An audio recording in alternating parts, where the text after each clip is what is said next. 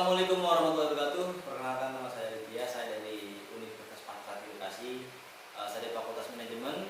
Kali ini saya ingin mengerjakan tugas dari mata kuliah aplikasi komputer. Saya dapat tugas terkait tentang aplikasi atau pengertian internet. Jadi saya dapat materi pengertian internet.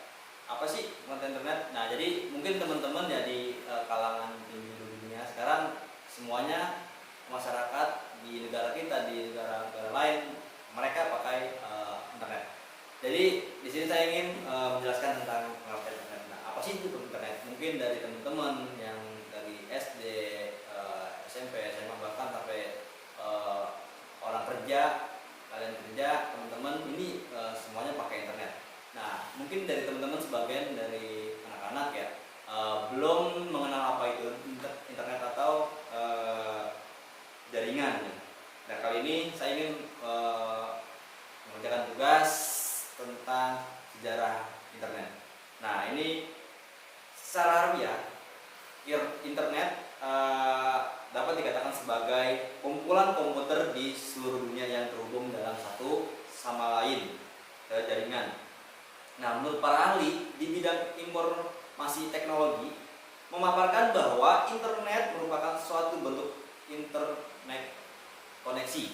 Nah, antara jaringan komputer yang dapat memberikan pelayanan berupa informasi dalam bentuk sajian lengkap. Jadi teman-teman, ketika ada internet ini sangat lengkap buat kalian yang ingin mengetahui sesuatu. Nah, di sini ada sejarah perkembangan internet.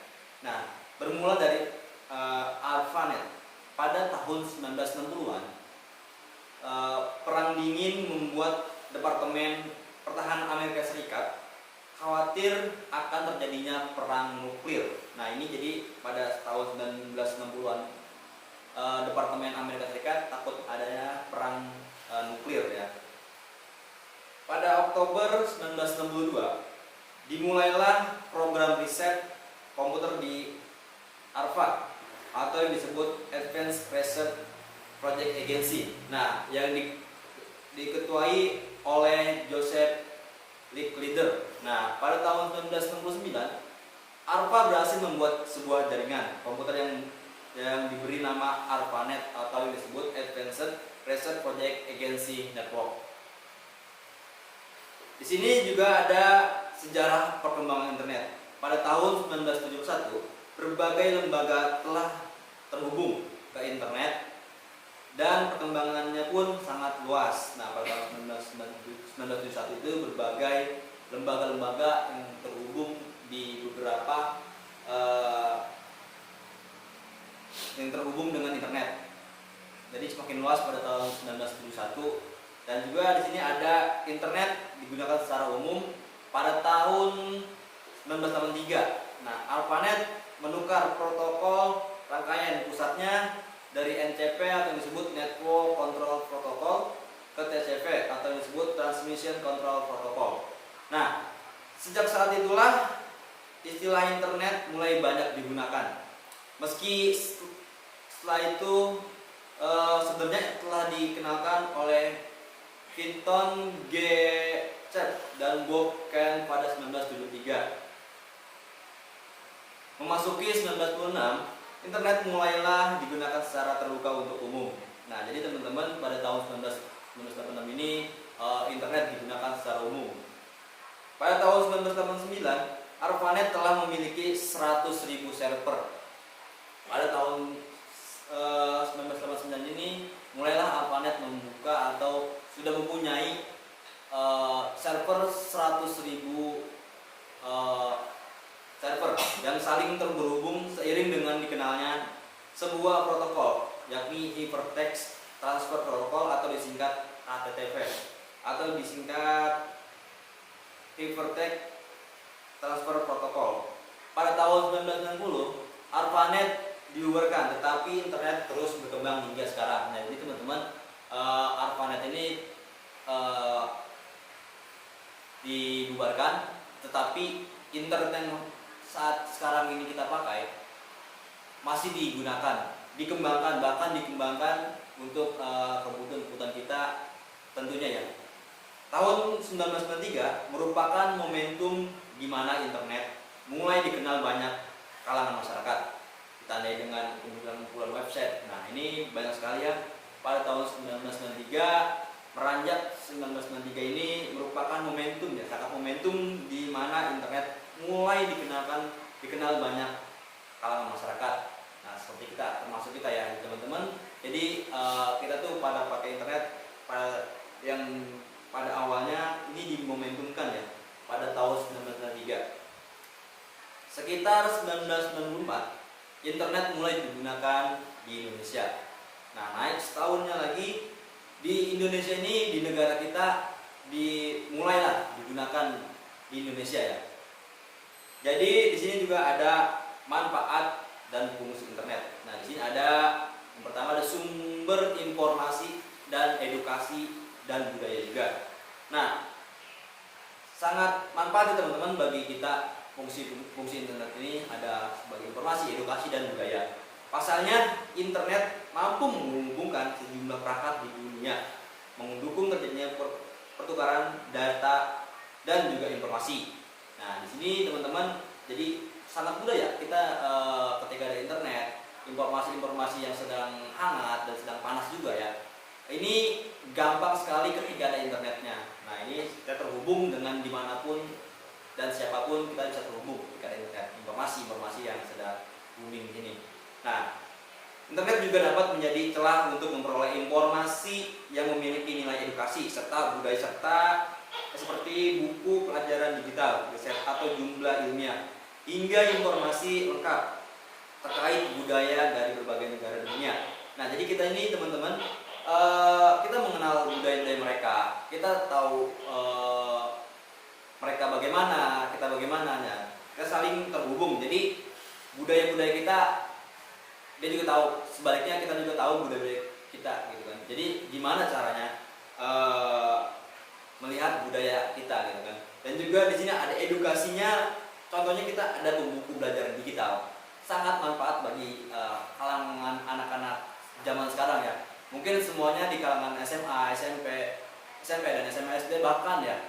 Semuanya pada megang handphone. Nah, sangat mudah teman-teman bagi teman-teman yang ingin download atau mempunyai buku digital. Sekarang ini udah sangat mudah ketika ada internet, dan juga kita ada platform yang sangat mendukung ya teman-teman untuk menjadi dunia edukasi gitu kan. Dan juga di sini ada yang kedua, media hiburan. Internet juga dapat dijadikan sebagai sarana untuk mendapatkan konten hiburan ya teman-teman. Jadi konten hiburan ini gampang banget ya teman-teman. Mungkin kalau kalian buka handphonenya, langsung saja bisa saja ya lihat di aplikasi kayak YouTube, video, dan platform yang lainnya ya. Jadi jaringan canggih ini telah menyediakan berbagai macam bentuk file seperti tulisan, foto, video, atau hingga game online untuk diunggah atau diunduh di berbagai platform hiburan digital yang tersedia. Nah, jadi teman-teman di sini ada sebagai media hiburan ya. Ada foto, contohnya kita ngeliat foto siapa teman kita mungkin di jarak jauh ya, bisa foto, video, atau audio ya. Audio ini gampang sekali ya. Hingga game online. Nah, ini sekarang banyak sekali sangat marak banyak teman-teman yang main game online ya. Mungkin dari platform ini sebagai media hiburan ya. Mungkin takutnya bete gitu kan ya, gabut gitu kan. Ini bisa saja di internet ini gampang banget ya ketika ada internet. Nah, yang ketiga ada sarana pendukung kegiatan ekonomi. Nah, mungkin ini yang ketiga ini sangat positif bagi kalangan masyarakat kita ya. Contohnya seperti mereka berdagang di internet, di platform di e-commerce yang tidak hanya memudahkan penjual tapi juga pembeli dalam bertransaksi. Nah, e-commerce ini sangat mendukung kegiatan masyarakat untuk berjualan, meningkatkan ekonomi mereka. Sangat mudah ya teman-teman ketika ada internetnya. Nah, tidak hanya itu, berkat kehadiran internet, para konten kreator atau influencer dapat meraup keuntungan yang menjanjikan. Nah, ini para konten kreator ini sangat menjanjikan teman-teman ketika ada internet. Sangat mudah. Contohnya kayak membuat video, membuat sesuatu hal-hal yang kreativitas mereka. Nah, ini sangat mudah banget ya. ketika konten kreator membuat aksinya ya, atau influencer dapat meraup keuntungan yang menjanjikan. Nah ini, dan juga ada dampak internet bagi kehidupan sehari-hari. Nah ini dampaknya, yang pertama ada memudahkan dalam berkomunikasi dan mencari informasi. Nah ini yang tadi saya bilang, kita sangat mudah berkomunikasi dengan negara-negara lain atau teman-teman kita jauh gitu kan, dan mencari informasi. Nah informasi tadi saya bilang ada informasi hangat gitu kan, panas, dan juga banyak sekali ya informasi-informasi yang lagi sedang booming gitu kan. Contohnya kayak lagi saat ini kita lagi mencari info gempa ya teman-teman. Jadi saat ini langsung naik ya ketika ada internetnya. Yang kedua, ada transaksi bisnis dapat dilakukan kapanpun dan dimanapun. Jadi teman-teman, kita bisa transaksi dimanapun ya teman-teman, di platform-platform atau media-media yang lain gitu kan. Nah ini bisa banget ya teman-teman ketika ada internetnya. Yang ketiga, tidak ada halangan jarak dan waktu untuk berkomunikasi. Nah tadi saya bilang, kita ini nggak ada halangan kecuali di suatu tempat tidak ada internetnya atau jaringannya gitu ya teman-teman.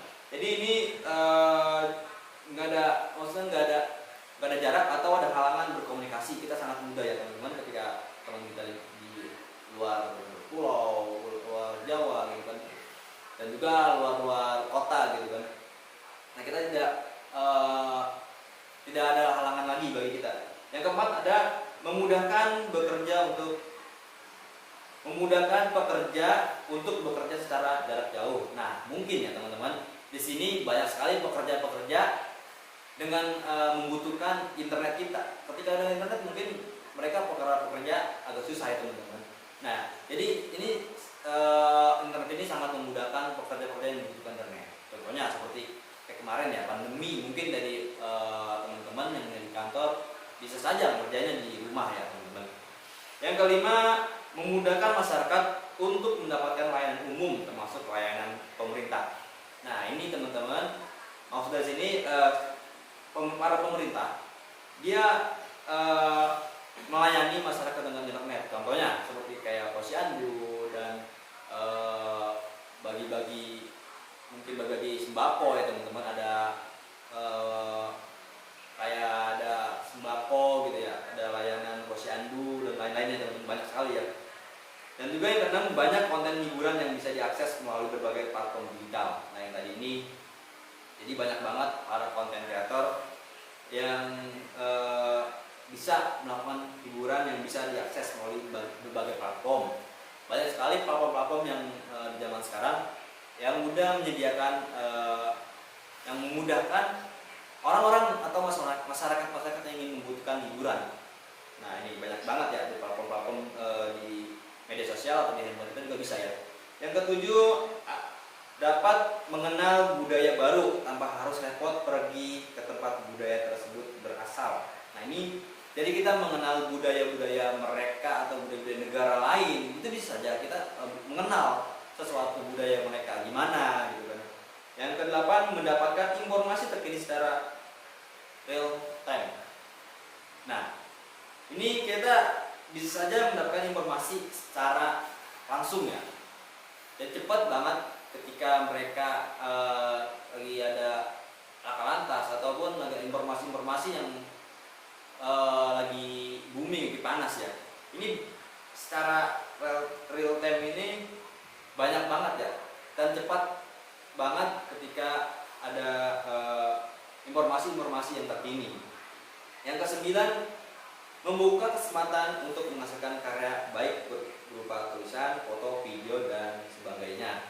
Nah ini teman-teman, mungkin kalau yang paham ya teman-teman, ini sangat membuka kesempatan kita semuanya. Kita ada membuka berupa karya-karya kita, misalkan menjadi content creator yang tadi saya bilang ya kan. Jadi ini kesempatan kita untuk membuka kesempatan kerja kita atau melatih skill kita ya. Ini di masyarakat kita ini sangat mudah ketika ada internetnya. Mungkin dari itu saja. Sekian. Mohon maaf apabila ada kata-kata yang kurang. Wabillahi taufiq wal hidayah. Wassalamualaikum warahmatullahi